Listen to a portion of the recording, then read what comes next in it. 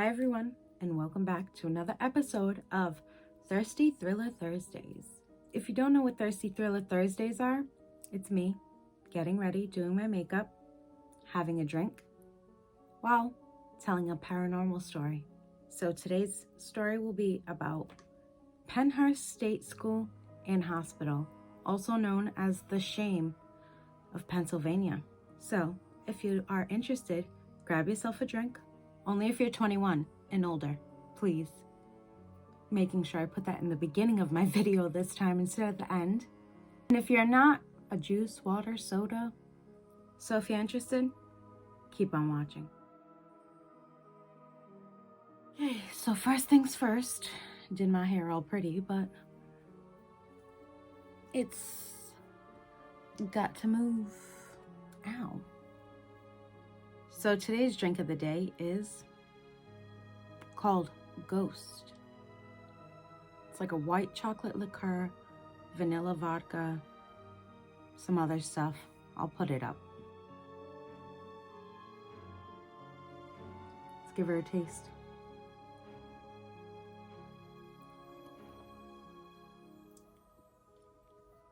Sweet and strong. So as for products, anything I'm using will be in the description box below.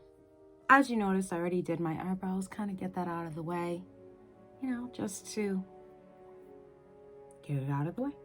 Pennhurst State School and Hospital was also known as the Shame of Pennsylvania.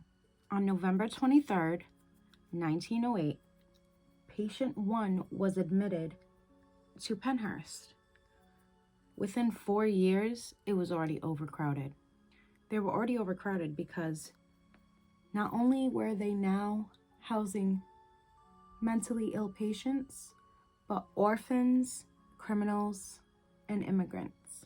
So in 1916, they decided that they needed to expand because of the overcrowding and also to separate men and women to prevent pregnancies. By 1960, they had a total of 2,791 patients, nearly 900 over capacity. In 1968, conditions at Pennhurst were exposed in a 5-part series by a local NBC 10 anchor called Bill Baldini. If you're interested in watching it, it's called Suffer the Little Children. I personally could only watch a few minutes of it because of kind of hit close to home due to the fact that I had a family member who dealt with issues, and I would just think that families who were really trying to get help for their child or family member, sending them there, and then the conditions were just horrible. I'm not sure if that was due to the overcrowding or staff just not really giving a crap. In 1983, 9 employees were indicated on charges ranging from slapping to beating patients, including some in wheelchairs, also arranging patients to assault one another. There was a case that led up to the closure. Basically, when family would visit this patient, they would notice that they would have unexplained bruises all the time, and once that patient was actually examined, they noticed that they had 40 different injuries. That patient claims intense physical and mental abuse, which was suffered at the hand of her nurses and caregivers, which those in power were actually not only hurting patients, but also, again, getting patients to bully other patients just for enjoyment. Also, it is said that patients who would bite would have their teeth removed. Mentally ill patients and children were just left to starve. They would have them tied up on beds. They'd have them in restraints for hours at a time. A judge finally closed the institution in 1987 due to conditions being unsanitary, unsafe, and dangerous.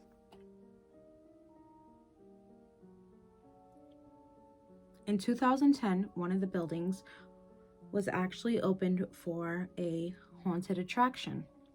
And as time went on, they opened more buildings for the public.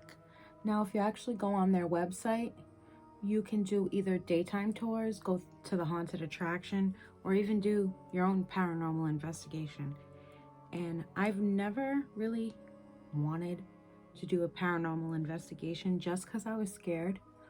But actually, this is one I would go to. I don't know why, but I would. Now, with all that pain and suffering that occurred, this would be a hot spot to be haunted just because, you know, they felt trapped there. So why wouldn't they feel trapped there in the afterlife?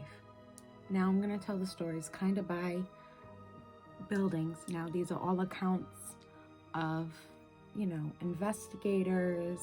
There was a documented sighting at Quaker Hall of a shadowy little girl. They've been touched, shoved, even had objects thrown at them. In the basement, there is a more popular entity known as the King. Now, it is said that he was a maintenance worker from either the 40s or the 50s. People say he wasn't a good person in his living life, so, you know, why would he be now? Sometimes you can smell cigar smoke. Investigators have caught multiple EVPs, including him saying that, I will you. Isn't that so sweet? Such a welcoming warning. Also, he doesn't seem to like the ladies. He will pull the hair of most ladies, and also he doesn't like the alpha male. He'll push them or he'll scratch them. He's also seen as a shadowy figure. They're not sure if the King is demonic or not. They just think that he was a, you know, grumpy old guy.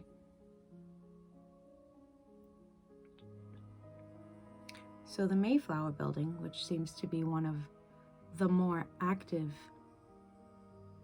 buildings of the bunch, was actually left in its original state.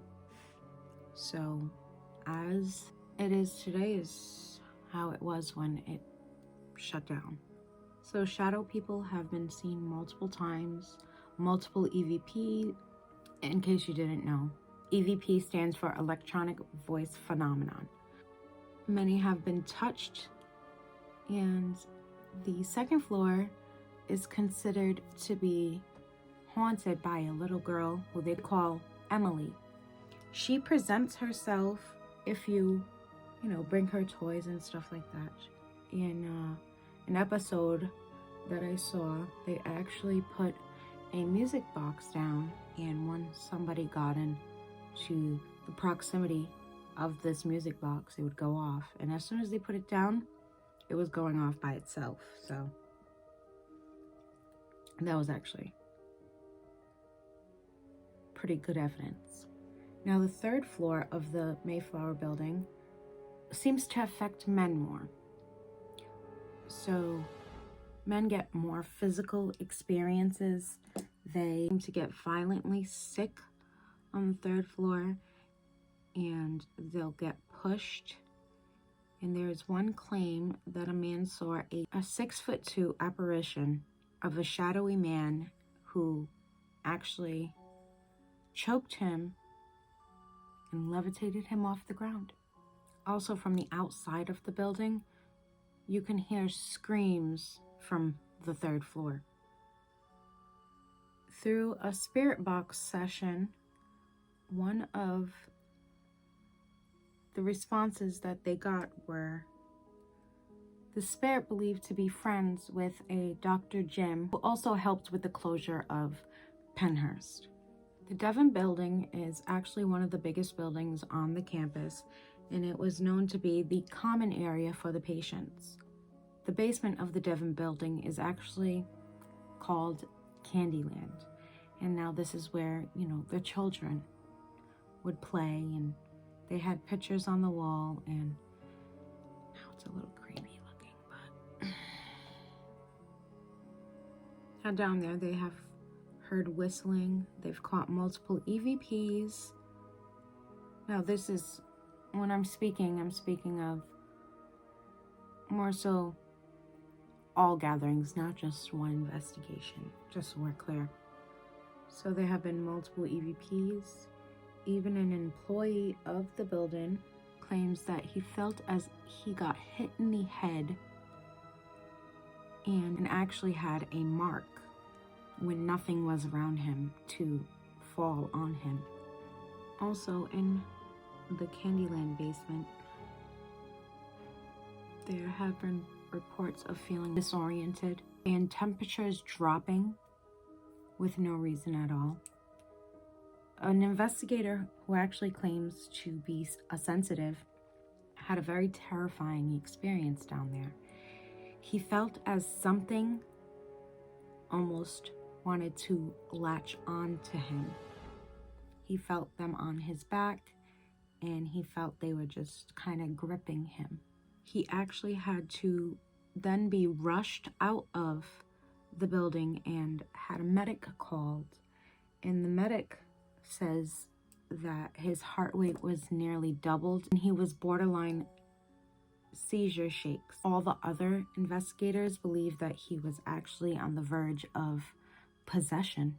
Once he was calmed down, he says that it's almost as if he became part of Candyland. He felt childlike. He was seeing, gingerbread houses and children playing and things like that. It was like he was being transported to back then, which a lot of investigators claim that when they are there in general, no matter what building, they get this sense of feeling like they were a patient, like the sadness overcomes them.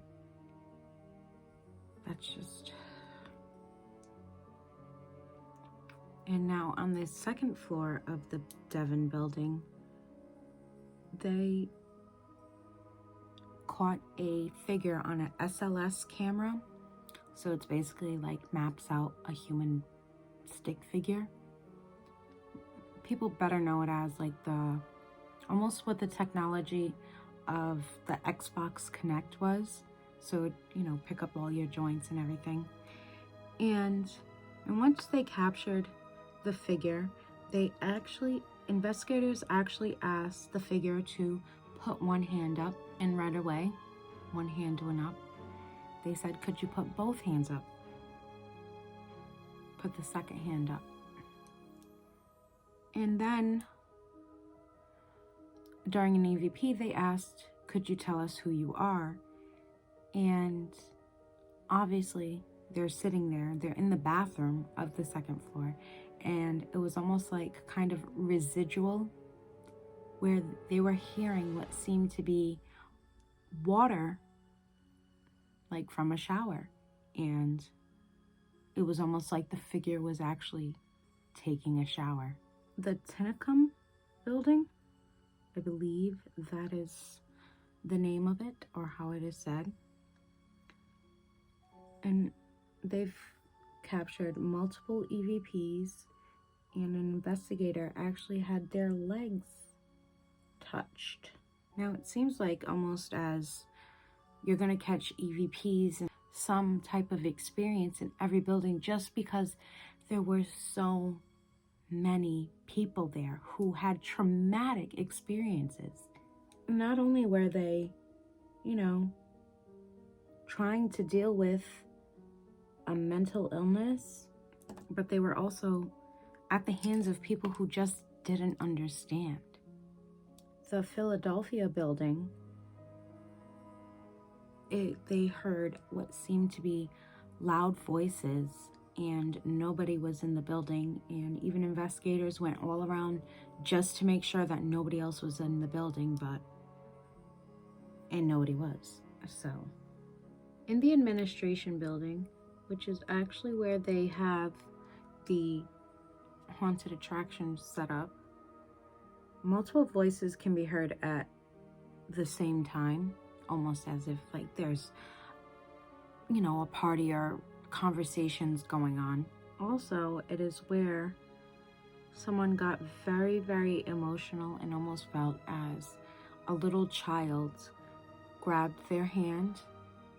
And, you know, that is the area where a lot of these patients first came. And especially if you're a child, you know, you're kind of like gripping for your mommy because you don't know where you're going or what's going on.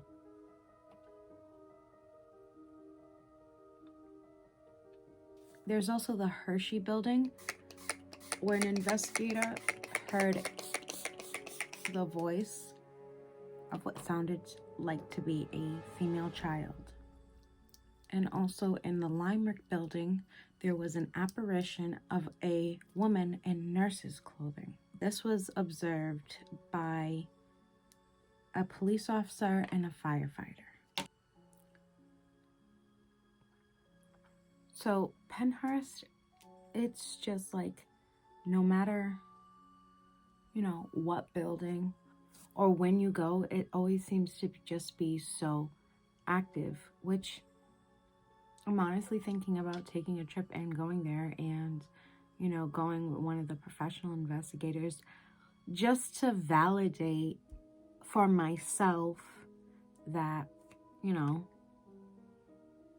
it's true. Also, I forgot to mention that during an investigation on the outside of the playground, there was an SLS capture of what seemed to be a little child crouching and hiding.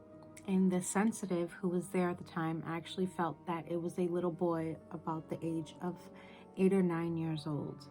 Basically, if you're looking to actually like experience something, I would actually really probably recommend Pennhurst. And I know a lot of shows have done investigations at Pennhurst, including Ghost Adventures, Destination Fear, and there was actually a Halloween special on A&E called World's Biggest Ghost Hunt. So obviously there are way more, you know, stories on Pennhurst experiences, things like that. I just kind of gave an overall, like, gist. The story on Pennhurst while it was open is just... You always hear about like psychiatric places and how they used to treat patients, and just imagine like you spending a good amount of time in one place with all this trauma happening to you, you know, whether it's them or residual energy, which is, you know, energy from back then. I think we'll end that here. This is strong, let me tell you. Let's finish her up and finish this video. So that's the video. I hope you guys enjoyed it, and I hope to see you next week for another episode of Thirsty Thriller Thursdays. If you like this video, if you like me, give it a big thumbs up. Not my thumbs, they're short. Leave me alone. Don't forget to subscribe. Ring the bell. You can follow me on Instagram. Be down below in the description. All right, guys. Thank you so much for watching. And yeah. So I just ripped off the lashes, and that's a one and done drink. Just a little info. Bye.